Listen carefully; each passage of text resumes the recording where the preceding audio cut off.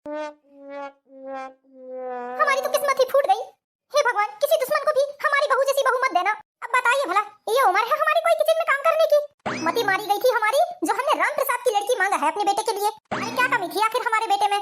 करोड़ों में एक है हमारा हीरा बेटा। हमें नहीं पता था जिसे हम इतना अच्छा समझ रहे थे वो इतनी बुरी लड़की निकलेगी और हमारा ये हाल कर देगी। हे भगवान, हम किसे जाकर अपना दुख सुनाए? जाते हैं पड़ोस में सविता दीदी के यहाँ, सविता दीदी को जाकर सारी बातें बताएंगे, थोड़ा हमारा मन हल्का हो जाएगा। सावित्री, सावित्री, ना जाने ये सावित्री कहाँ चली गई।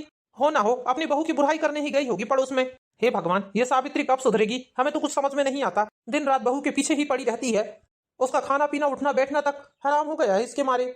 बेचारी लड़की का जीना हराम करके रख दिया है इसने। रूपाली बेटा, रूपाली बेटा। जी पापा जी।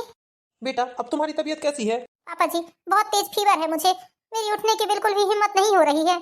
रूपाली बेटा, मैं अभी अभिषेक को फोन करता हूँ, वो आते आते डॉक्टर को लेकर आ जाएगा। जी पापा जी। तुम चिंता मत करो बेटा, तुम आराम करो, तुम्हें उठने की कोई जरूरत नहीं है। पापा जी कितने अच्छे हैं, मेरी तकलीफ को कितने अच्छे से समझते हैं। और एक मम्मी जी है जो मेरी हर तकलीफ को बहाना ही समझती हैं। ना जाने मम्मी जी मुझे कब समझेंगी। 1 साल हो गया मेरी शादी को, लेकिन आज तक कभी मैं ऐसे बिस्तर में सोकर नहीं रही हूँ। और ये 2-3 दिनों से क्या मुझे फीवर आ रहा है। उन्होंने तो जीना हराम कर दिया है मेरा। ना ही घर पर डॉक्टर को लाने देती हैं, ना ही मुझे डॉक्टर के पास जाने देती हैं। मैं दिन भर बिस्तर पर पड़ी रहती हूँ तो एक बार भी आकर नहीं पूछती हैं कि बहू तुम्हें कैसा लग रहा है। कोई किसी की दुख तकलीफ को नहीं बांटता, लेकिन एक दूसरे से पूछ लेते हैं तो मन हल्का हो जाता है। महारानी बुखार का बहाना लेकर बिस्तर में पड़ी है कि उठ गई। ना जाने कौन से बुरे मुहूर्त में हमने इस लड़की को अपने घर की बहू बनाया था। किस्मत फूट गई हमारी तो। तुम्हारा हो गया हो तो तुम थोड़ा शांत हो जाओ। देख नहीं रही हो बहू 2 दिनों से बीमार पड़ी है। क्या तुमने एक बार बहू के कमरे में जाकर पूछा कि बहू तुम्हें कैसा लग रहा है? वाह वाह, बहुत अच्छी कही आपने। हाँ हाँ, अब मेरे पास बस यही काम रह गया है, मैं बहू के कमरे में बार बार जा जाकर उसकी खैर खबर पूछूं। जरा सा हाथ पैर क्या दुखे, बिस्तर पकड़कर बैठ जाती है। जरा सा सिर में दर्द हुआ, कपड़ा बांध लेती है। उससे कहना ये नौटंकी किसी और को दिखाना। मैं अच्छे से जानती हूँ ये सब काम चोरी के बहाने हैं। मैंने अपनी उम्र ऐसे ही नहीं गवा दी है इतनी, बहुत तजुर्बा है मुझे। इसके जैसी कई लड़कियां देखी है मैंने अपने जीवन में, और मुझे ऐसी औरतों को बहुत अच्छे से राइट करते आता है। देखो सावित्री, वो हमारी बहू है और हमारी पूरी जिम्मेदारी बनती है उसके सुख दुख में उसका साथ देना। आज तक तो कभी हमारी बहू इस तरह बीमार नहीं हुई है। तुम ही बताओ, पूरा 1 साल हो गया उसे यहाँ पर आए हुए। कभी तुमने देखा है कि इस तरह वो बिस्तर पर सोई रहे? वो आज तक इस तरह बिस्तर में सोकर नहीं रही है। सच में उसकी आज बहुत तबीयत खराब है, इसलिए वो सोई है। कैसी औरत हो तुम, औरत होकर औरत का ही दर्द नहीं समझ पा रही हो। हाँ हाँ, तुम तो मुझे ही सुनाओगे, उस बहू को जाकर थोड़ी ना तुम कुछ बोलोगे। उसे जाकर बोलो, मुझे तो सुना लिया आपने। और हाँ एक बात और, मैंने कितने बार आपको बोला है हम सास बहू के बीच में आप मत बोला करो। औरतों के बीच में बोलने वाला इंसान बालिया होता है, इसीलिए आप मेरे और बहू के बीच में बोलना बंद करो। मैं उसकी सास हूँ और मुझे कैसे अपनी बहू को हैंडल करना है मैं देख लूंगी। आज मैंने यदि उसे ऐसे ही छूट दी तो वो सिर पर बैठ कर नाचेगी, जीना हराम कर देगी, इसी तरह बहाना कर कर सोई रहेगी और मुझे घर के कामों में भिड़ाएगी। लेकिन मैं इस तरह से काम करने वाली नहीं हूँ। एक बात कान खोल कर सुन लेना तुम, सास हूँ मैं सास, और सास होने के नाते मुझे क्या करना है क्या नहीं वो सब मैं देख लूंगी। आप हम लोगों के बीच में ना ही बोलो तो बहुत बेहतर होगा। महारानी उठकर खाना पीना बनाओ। हे भगवान, ये कब सुधरेगी? मुझे समझ में नहीं आता। इसके ऐसे बर्ताव से घर का माहौल खराब होते जा रहा है। ये क्यों नहीं समझ रही है इस बात को? क्यों बहू को कोसते रहती है? बस दिन रात उसे उल्टे सीधे बोलना, इसके अलावा इसके पास कोई काम नहीं है। इतनी अच्छी बहू मिली है हमें, उसकी कदर नहीं कर सक रही है ये। मोहल्ले पड़ोस की बहुओं को देखो जरा, कैसे कैसे रंग दिखा रही हैं। दिन रात अपने सास ससुर से लड़ना झगड़ना, परिवार वालों का जीना हराम करके रखी है उन्होंने। और हमारी तो इतनी अच्छी बहू है, फिर भी ना जाने क्यों। पापा क्या हुआ? फिर लड़ाई झगड़े हुए हैं लगता है घर में। माँ ने जरूर कुछ ना कुछ बोला होगा। अरे बेटा, वही तेरी माँ का रोज का वही नाटक है। बस आए दिन बहू की बुराई करना, बहू से लड़ना झगड़ना, यही आता है तेरी माँ को। बेटा कभी कभी तो मुझे बहुत त्रस्त जैसा लगता है, ना जाने तेरी माँ कब सुधरेगी। जा जाकर रूपाली बहू को देख, उसे बहुत तेज फीवर है। जी पापा ठीक है। रूपाली, रूपाली। आप आ गए ऑफिस से? हाँ रूपाली, तुम्हारी तबीयत कैसी है? तुम्हें तो बहुत तेज फीवर है रूपाली। रूपाली तुम्हें उठने की जरूरत नहीं है, मैं अभी डॉक्टर को बुलाकर लेकर आता हूँ। हाँ ठीक है। हाँ हाँ जा जा, डॉक्टर को बुलाकर ले आ। उसकी सह बढ़ा रहा है तू, ऐसा नहीं कि 2 तमाचे लगाऊं तो सारा बुखार उतर जाए। माँ कैसी बातें करती हैं आप देख नहीं रही हैं रूपाली को कितना तेज बुखार है? जरा छूकर तो देखिए उसे। सुबह से लेकर रात तक बिस्तर में पड़ी रहेगी, शरीर तो गर्म होगा ही ना। अरे बेटा तू नहीं जानता, ये सब काम चोरी के बहाने हैं। ये जानबूझ के तुम लोगों के सामने बिस्तर में पड़ी रहती है ताकि तुम लोग इस पर तरस खाओ। मुझे कोई फर्क नहीं पड़ता इन सब बातों से। मैंने तो अच्छे अच्छों के यहाँ से बुखार उतरते देखे हैं। 3-4 लोगों का खाना पीना नहीं बना सक रही है ये उठकर। हम भी तो अपने ससुराल में कभी रहे होंगे, हमें कभी ऐसा बुखार आ जाता था तो तुम्हारी दादी हमें बिस्तर में लेटना तो दूर कमरे में तक नहीं जाने देती थी। हमारा शरीर अंगार के जैसे तपते रहता था, लेकिन मजाल है कि कोई हमें बोल देता कि जाओ जाकर सो जाओ। माँ एक साल हो गए रूपाली को इस घर में आए हुए, आज तक वो कभी ऐसे बिस्तर में सोई है क्या? आपको ये क्यों लग रहा है कि रूपाली बहाना कर रही है? और माँ हमेशा आप एक ही बात क्यों करती हैं कि दादी ने आपके साथ ये किया, दादी ने आपके साथ वो किया? जैसा दादी ने आपके साथ किया आप भी अपनी बहू के साथ वही करोगे क्या? हद है यार मम्मी, आप किसी की तकलीफ को नहीं समझोगे तो आपकी तकलीफ कौन समझेगा, ये बताइए। अरे नालायक, तुझे इसी दिन के लिए मैंने पैदा किया था, इसी दिन के लिए तुझे पाल पोस कर इतना बड़ा किया था। तेरी शादी ब्याह की थी मैंने कि तू मुझे अपनी बीवी के सामने चार बातें सुना सके। तू ऐसा नहीं था बेटा, तू ऐसा नहीं था। शादी के बाद तो तू पूरा जोरू का गुलाम बन गया है। अरे तेरे जैसी औलाद से अच्छा तो मुझे भगवान औलाद ही ना देता। कम से कम मुझे ये दुख तो ना होता कि मेरे बेटे ने मुझे पलटकर जवाब दिया। अरे बेटा क्या बीत रही है मेरे दिल पर मैं ही जानती हूँ। तूने आज मेरा जाने दो, मुझे तुझसे कोई बात ही नहीं करनी है। हे भगवान क्या करूं, मुझे कुछ समझ नहीं आता। रोज रोज की टेंशन से परेशान हो गया हूं मैं। बीवी की तरफ बोलो तो माँ को गुस्सा आती है, माँ की तरफ बोलो तो बीवी को गुस्सा आती है। बीच में फंस कर रह गया हूं मैं। क्या हुआ अनुराग बेटा? पापा माँ को ऐसा क्यों लगता है कि मैं अपनी बीवी का गुलाम हो गया हूँ? मैं बहुत परेशान हो गया हूँ पापा। एक तो ऑफिस से थक हार कर आओ और घर में आकर ये सब होता है। मैं समझ सकता हूँ अनुराग बेटा तेरे मन की दशा। तू दिल छोटा मत कर, सब कुछ ठीक हो जाएगा। रुक बेटा, मैं तेरे लिए अच्छी सी कॉफी बनाकर लाता हूँ। पापा जी आप परेशान मत होइए, मैं बना देती हूँ कॉफी, खाना भी बना लेती हूँ। कोई जरूरत नहीं है रूपाली खाना बनाने की, इतना तेज बुखार है तुम्हें। मैं भी डॉक्टर को बुलाकर लाता हूँ। हाँ बेटा तुम आराम करो, खाना पीना की टेंशन मत लो। हमेशा तो तुम ही काम करती हो ना, एक दो दिन ना भी करोगी तो कोई दिक्कत की बात नहीं है। चलो अनुराग बेटा। रूपाली बेटा तुम आराम करो। क्या बोला बेटा डॉक्टर ने? पापा रूपाली को वायरल फीवर है, 2-3 दिन लग जाएंगे रूपाली को ठीक होने में। मेडिसिन तो दे दिया है डॉक्टर ने। हाँ बेटा थोड़ा ख्याल रखना बेटा रूपाली का। जी पापा। राहुल बेटा मैं समझ सकता हूँ तेरे मन की बात। ऐसे ही मेरे साथ भी होता था। जब तेरी दादी तेरी माँ को उल्टा सीधा बोलती थी तो मैं तेरी माँ का पक्ष लेता था। जैसा तेरी माँ तुझे बोल रही है वैसे ही तेरी दादी भी मुझे बोलती थी। एक बार तो ऐसा ही हुआ बेटा, तेरी दादी तेरी माँ से बहुत ज्यादा लड़ाई कर रही थी और मैंने तेरी दादी को थोड़े ऊंचे स्वर में बोल दिया था तो तेरी दादी ने मुझे मार तक दिया था बेटा। क्या पापा दादी ने आपको मार दिया था? हाँ बेटा तेरी दादी ने मुझे मार तक दिया था।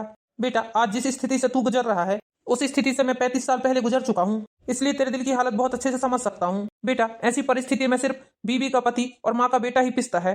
हाँ पापा आप बिल्कुल सही बोल रहे हैं, लेकिन पापा जब माँ इस दर्द से गुजर चुकी हैं तो फिर वो अपनी बहू को अच्छे से क्यों नहीं रखती हैं? वो रूपाली के साथ भी ऐसा ही व्यवहार क्यों करती हैं जैसे दादी ने माँ के साथ किया है? पता नहीं बेटा, ये तो अपनी अपनी सोच है बेटा, लेकिन तू चिंता मत कर, मैं बहुत जल्द ही कुछ ना कुछ हल निकाल ही दूंगा। हाय राम, देखो तो जरा इस नालायक लड़के को अपनी बीवी को आराम करा रहा है और अपनी माँ को रसोई के काम में लगा कर रखा है। माँ आप चिंता मत कीजिए, आप भी काम मत करिए, मैं बना लूंगा खाना। हाँ हाँ बस यही बाकी रह गया था बीवी के होते हुए, अब तू चूल्हा चौका संभालेगा।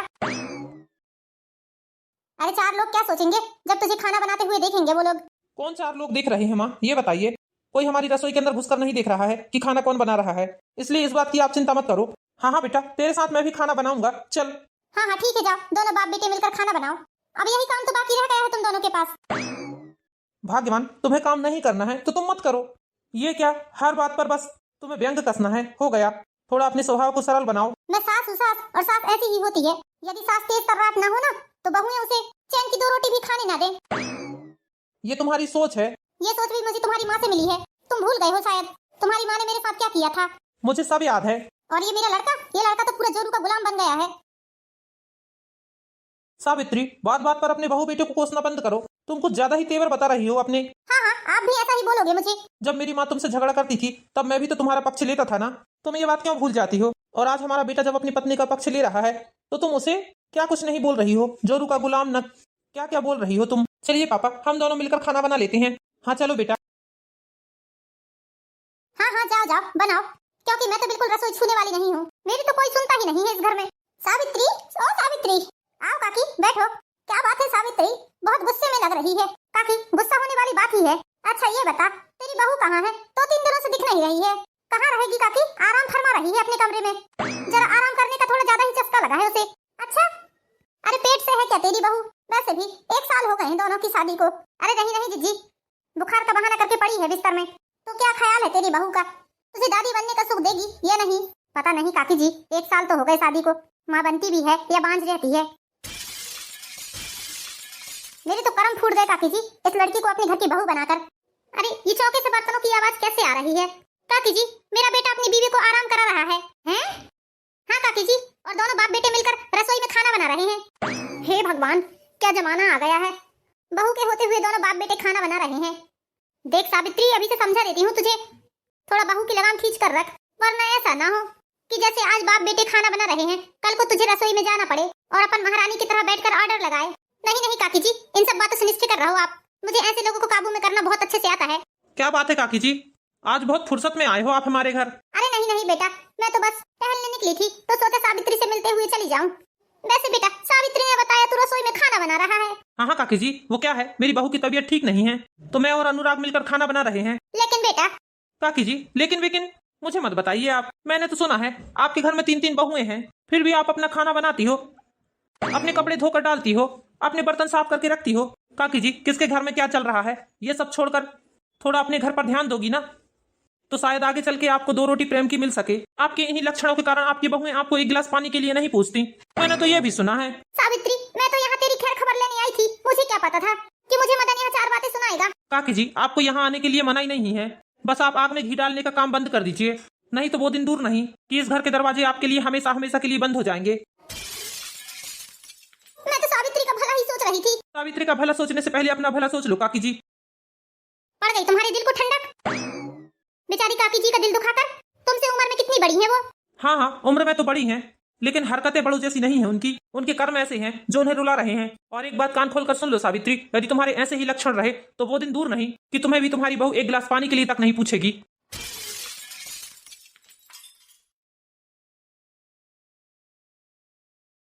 पापा दाल सब्जी तो बन गई है, रोटी कैसे बनाएंगे अब हम? बेटा कोई बात नहीं, मैं बनाता हूँ रोटी। पापा आपसे रोटी बन जाएगी। बेटा कोशिश तो करते हैं, कोशिश करने में कौन सी बुराई है। हाँ ठीक है पापा। पापा देखिए सब्जी बघाते समय मेरे हाथ में तेल उचट गया। बेटा सुबह तक तो इसमें छाले आ जाएंगे। तुम एक काम करो बेटा, रहने दो, मैं खुद रोटी सेक लेता हूँ। हाँ हाँ बेटा, ऐसा तो होगा ही। अपनी बीवी को आराम करा रहे हो और खुद किचन में खाना बना रहे हो, तो ऐसा ही होगा। भगवान कभी तो अच्छी बात कर लिया करो, सिवा ताने छींटे मारने के अलावा तुम्हारे पास कोई काम नहीं है।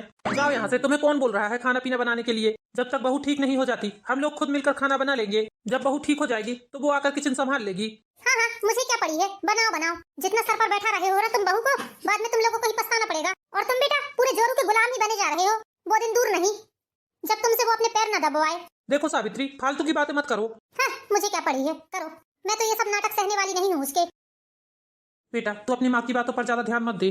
पापा माँ की इन कटाक्ष भरी बातों से मुझे बहुत दुख होता है। तुम जाओ बेटा, मैं रोटी सेक कर लाता हूँ। वैसे भी रात बहुत हो गई है। पापा आप अकेले कब तक परेशान होंगे, हम दोनों मिलकर बना लेते हैं, मैं आपकी हेल्प करते जाऊंगा। अरे बेटा तू मेरी चिंता मत कर, मैं बना लूंगा।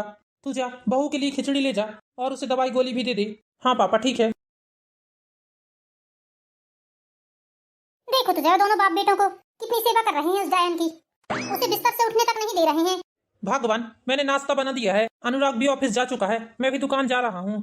थोड़ा बहू की तरफ ध्यान रखना, रात में और ज्यादा तबीयत खराब हो गई थी उसकी। मेरे पास इतना फालतू समय नहीं है जो उसकी देखभाल करूंगी मैं। ठीक है मत करना, मैं दुकान जा रहा हूँ, आकर खाना बना दूंगा। लेकिन बस तुमसे विनती है, हमारे जाते ही किसी प्रकार का कलेश मत करना। हाँ हाँ, जैसे मुझे कलेश करने का शौक ही लगा है। सुबह सुबह तुमसे बहस करने का बिल्कुल भी मन नहीं है मेरा। वैसे भी मुझे दुकान के लिए लेट हो रहा है। रसोई संभालने से फुर्सत मिले तब तो तुम दुकान पर ध्यान दोगे। ऐसे कैसे आराम कर सकती है वो? अभी जाकर उसकी क्लास लगाती हूँ। महारानी बहुत आराम कर लिया तुमने। तुम्हारे बाप ने तुम्हारे साथ नौकर नहीं भेजे हैं जो तुम यहाँ पर आराम कर रही हो। मम्मी जी मेरी बिल्कुल हिम्मत नहीं हो रही है काम करने की। सर दर्द से फटा जा रहा है मेरा। अरे तुम्हारा सर दर्द तो हमेशा ही बना रहेगा। सर दर्द का बहाना करके पड़ी रहोगी तो हो गया काम। तुम काम नहीं करोगी तो और कौन करेगा? वैसे भी तुम्हारे कारण आज मेरे पति और मेरा बेटा दोनों रसोई संभाल रहे थे। कैसी बहू हो तुम, शर्म आना चाहिए तुम्हें। तुम्हारे होते हुए तुम्हारा पति और तुम्हारे ससुर खाना बना रहे हैं और तुम यहाँ पड़े पड़े आराम कर रही हो। तुम्हारी जगह हम होते तो शाम से पानी में डूबकर मर जाते। देखो ना फिर भी कितनी बेशरम है, पड़ी है बिस्तर में। सावित्री मैंने तुम्हें जाते जाते समझाया था कि बहू को बिल्कुल भी परेशान मत करना, उसकी तबीयत ठीक नहीं है। आखिर क्या परेशानी है तुम्हारी ये बताओ। मैं कहाँ इसे परेशान कर रही थी, मैं तो बस इसकी खैर खबर पूछने आई थी। मैंने सब सुन लिया है, तुम ज्यादा झूठ मत बोलो। लेकिन आप तो चले गए थे ना दुकान। तुम्हारी बकबक के कारण मोबाइल भूल गया था मैं, बस वही लेने आया था तो देखा तुम यहाँ फिर से कलेश कर रही हो। ये तो हद हो गई है सावित्री। अरे तुम्हारे अंदर थोड़ी भी इंसानियत है कि नहीं है? कैसी औरत हो तुम, औरत होकर औरत का दर्द नहीं समझ सक रही हो। शर्म नहीं आती तुम्हें ये सब कहते हुए? हॉल में आओ, तुमसे कुछ बात करनी है मुझे। ये सब जो भी कुछ हो रहा है ना सब तेरे कारण हो रहा है। तुम क्यों कलेश करने पर तुली हो ये बताओ, तुम चाह क्या रही हो? मैं क्या चाहूंगी, तुम लेटे कर मेरे पीछे ही क्यों पड़े रहते हो? उस लड़की ने मेरे बेटे को जोरू का गुलाम बनाकर रखा है। तुम्हें तक उसने किचन के काम करने पर मजबूर कर दिया है। मुझे बहू ने नहीं बोला है किचन के काम करने के लिए। तुम बहू को बोल रही हो, तुम्हें थोड़ी सी शर्म नहीं आई? अरे बहू की तबीयत खराब थी तो तुम भी तो रसोई संभाल सकती थी ना। यदि मैं आज रसोई में जाकर खाना बना रहा हूँ तो तुम्हारे कारण बना रहा हूँ। तुम चाहती तो तुम खुद ही खाना बना सकती थी। अरे बहू के आ जाने से तुमसे तो रसोई ही छूट गई है। तुम अभी इतनी भी बूढ़ी नहीं हुई हो कि 4 लोगों का खाना बना सको। और एक बात और सावित्री, तुम ये बार बार क्यों बोलती हो हमारे बेटे को कि वो जोरू का गुलाम है? मेरी माँ जब तुमसे लड़ती थी, तुम्हें भला बुरा सुनाती थी, तो तुम्हारे साथ मैं खड़ा होता था कि नहीं बताओ? मैं भी तो तुम्हारे लिए बोलता था ना माँ से, तुम्हारे लिए लड़ तक लेता था मैं माँ से। तब तुमने क्यों नहीं बोला कि मैं जोरू का गुलाम हूँ? बात जब बेटे बहू की आई तो तुम अपने बेटे को जोरू का गुलाम बोल रहे हो। और बार बार तुम मुझे ये क्यों याद दिलाती हो कि मेरी माँ ने तुम्हारे साथ क्या किया है? मेरी माँ ने तुम्हारे साथ जो भी किया हो, लेकिन तुम अपनी बहू के साथ क्या कर रही हो ये बताओ। एक बात याद रखना, हमारे एक ही बहू बेटे हैं, तुम्हारी और हमारी सेवा वही करेंगे। आज बहू की तबीयत खराब है, यदि हमने 1-2 दिन खाना बना भी दिया तो हमारा कुछ नहीं जाएगा। अब हमारी उम्र ढल रही है, ना जाने हमारे साथ कब क्या हो जाए, तो फिर वही दोनों हमारी सेवा करेंगे। एक बात याद रखना। अरे जाओ जाओ, मुझे कुछ नहीं होता, और मैं मर भी जाऊंगी ना तो उसके हाथ सेवा करवाने वाली नहीं हूँ। 1 साल हो गए शादी को, पोते का मुंह तक तो दिखा नहीं पाई मुझे। वो क्या खाक सेवा करेगी मेरी? बस भाग्यवान, बहुत हुआ। तुम ना ही मेरे गुस्से से समझ रही हो, ना ही मेरे प्रेम से समझाने से समझ रही हो। अब मुझे कुछ ना कुछ फैसला लेना ही पड़ेगा। आने दो अनुराग को। हे भगवान, आज तो ये कुछ ज्यादा ही गुस्से में दिख रहे हैं। इनका गुस्सा बहुत भयानक होता है। मैं जाकर शांति से खाना बना लेती हूँ। पापा, आप इस वक्त यहाँ? आप दुकान नहीं गए थे आज? बेटा, मैंने दुकान जाना उचित नहीं समझा। दुकान से ज्यादा जरूरत घर में थी मेरी आज। क्या हुआ पापा, कोई बात हुई क्या फिर से? बेटा, वो सब जाने दो, मैंने एक फैसला लिया है। फैसला? कैसा फैसला पापा? बेटा, मैं तुम्हारी गृहस्थी अलग कर रहा हूँ। ये क्या मजाक है पापा? बेटा, यदि घर में शांति चाहिए तो तुम्हें हमसे अलग होना ही पड़ेगा। दिमाग तो ठिकाने में है तुम्हारा? ये क्या बोल रहे हो? मैं बिल्कुल सच बोल रहा हूँ, और ये मेरा अंतिम फैसला है। देखो बेटा, इस तरह रोज रोज की किलकिल से किसी दिन कोई बड़ी अनहोनी हो जाएगी। इसलिए बेटा, मैं ये चाह रहा हूँ कि तुम हमारे नए वाले घर में जाकर रहो। नहीं पापा, मैं ये नहीं कर पाऊंगा। हम आप दोनों के बिना नहीं रह सकते पापा। बेटा, मैंने फैसला कर लिया है, तुम्हें जाना ही पड़ेगा। पास रहकर तो हमारी बहू ने तुम्हारी माँ के दिल पर जगह नहीं बनाई। हो सकता है दूर जाकर तुम्हारी माँ के दिल में थोड़ी सी जगह बन जाए उसकी। रूपाली, रूपाली। पापा जी, पापा जी, अनुराग क्या बोल रहे हैं? हाँ बेटा, अनुराग बिल्कुल सही बोल रहा है। मैं तुम्हारी गृहस्थी अलग कर रहा हूँ। पापा जी, मैं आपके पैर पड़ती हूँ, हम लोगों को अपने आप से अलग मत कीजिए। नहीं बेटा, हम तुम्हें अपने दिल से अलग नहीं कर रहे हैं। बेटा, ये हमारे और तुम्हारे सभी के लिए सही है। नहीं नहीं पापा जी, ये कुछ भी सही नहीं है। बेटा, यदि तुम हमारी बात नहीं मानोगी तो हमारा मरा हुआ मुंह देखोगी। ये क्या बोल रहे हैं पापा जी आप? हाँ बेटा, ये मेरा आदेश है, तुम्हें मेरे आदेश का पालन करना ही पड़ेगा। हाँ हाँ, जाओ जाओ। और आप बढ़िया कर रहे हो। तुम क्या सोच रहे हो, मैं इनके पैर में गिरकर इनसे माफी मांगू और इन्हें रोकूंगी? बिल्कुल नहीं। कल के जाने वाले अभी जाएं, मुझे कोई फर्क नहीं पड़ता। इसके बाद क्या था, अनुराग और रूपाली अगले ही दिन घर छोड़कर दूसरे घर में शिफ्ट हो जाते हैं। सावित्री जी चाहते हुए भी कुछ न बोल पाई, क्योंकि उनके आगे उनका घमंड जो आ रहा था, और वो बहू के सामने झुकना बिल्कुल भी पसंद नहीं करती थी। अब क्या था, इसी तरह समय बीतता गया। अब तो सावित्री जी को सारे घर के काम अकेले ही करने पड़ते थे। 4 महीने बीत गए थे, लेकिन धीरे धीरे करके सावित्री जी की तबीयत खराब रहने लगी। सावित्री, तुम्हारी तबीयत कैसी है अब? कैसी रहेगी, आपको तो पता है मेरा बीपी शुगर कंट्रोल में ही नहीं आ रहा है। ना जाने भगवान को क्या मंजूर है। मुझे तो बहुत डर लग रहा है, क्या पता मेरा जीवन कितने दिनों का बचा है। सावित्री, ऐसा मत बोलो, यदि तुम्हें कुछ हो गया तो मेरा क्या होगा? है ना, तुम्हारे बहू बेटे, वही तुम्हारा ख्याल रखेंगे। क्या सावित्री, वो तुम्हारे बहू बेटे नहीं है? नहीं, वो मेरे बहू बेटे नहीं है। दोनों को इस घर से गए हुए 4 महीने हो गए, लेकिन दोनों में से एक ने भी पलटकर इस घर में आने की कोशिश नहीं की। ना ही दोनों में से एक ने भी जानने की कोशिश की है कि माँ पापा जी कैसे हैं। मैंने अपने बेटे को जन्म दिया है, लेकिन उसी बेटे ने मुझसे इस तरह रिश्ता नाता तोड़ा है कि मेरा दिल ही जानता है। मैं बोलती नहीं हूँ, लेकिन अंदर ही अंदर मुझे उन लोगों की चिंता खाई जाती है। ये सूनापन, ये अकेलापन मुझसे बिल्कुल भी बर्दाश्त नहीं हो रहा है। दोनों में से एक ने भी इस घर में आने की कोशिश नहीं की। क्या मैं इतनी बुरी हूँ? नहीं नहीं सावित्री, किसने बोला तुम बुरी हो? सावित्री, तुम भी तो अपने बच्चों को 1 आध बार फोन लगा सकती थी ना। तुम तो माँ हो, माँ तो बच्चों की 1000 गलतियां माफ कर देती है। क्या तुमने कभी पूछा बहू बेटों से कि कैसे हैं वो? जब मैंने उन्हें इस घर से जाने के लिए बोला था, तब तुम्हें रोकना था उन्हें। तुम्हारा पूरा अधिकार था रोकने का, तुमने रोका नहीं, वो लोग रुके नहीं। वो तो जा भी नहीं रहे थे, लेकिन मेरी कसम ने उन्हें मजबूर कर दिया था।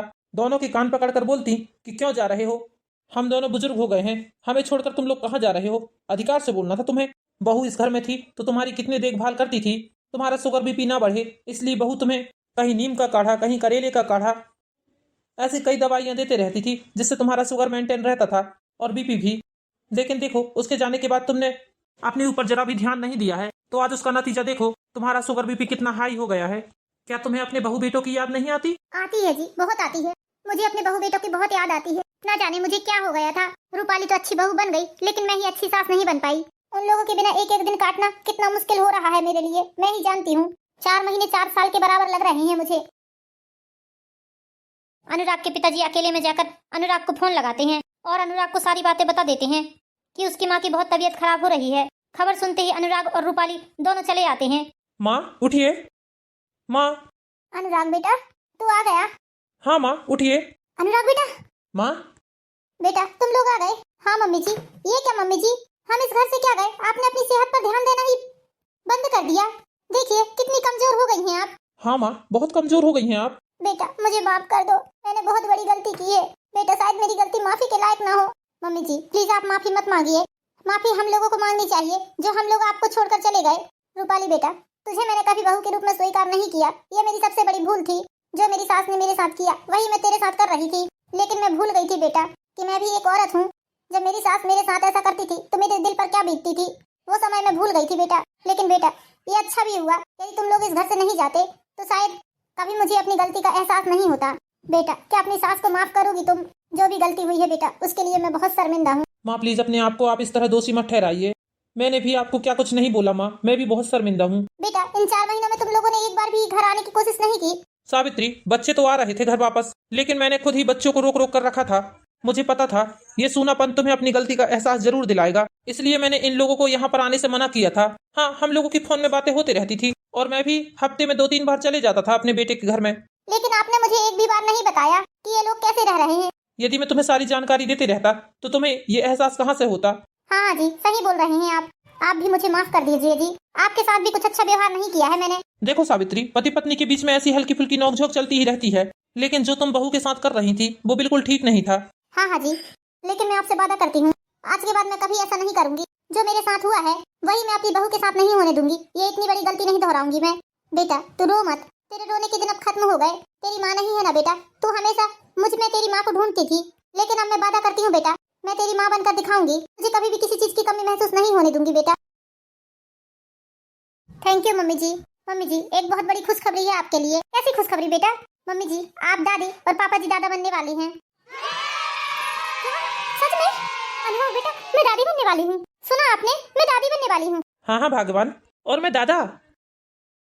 अब तो सावित्री जी की खुशी और भी ज्यादा दुगनी हो गई थी। सावित्री जी अपनी बहू को बहुत प्यार करने लगी। अब तो सावित्री जी अपनी बहू के आगे आगे काम करती थी और अपने वादे के मुताबिक सावित्री जी ने एक अच्छी सास बनकर भी दिखाया। तो दोस्तों कैसी लगी आपको ये हमारी प्यारी सी कहानी?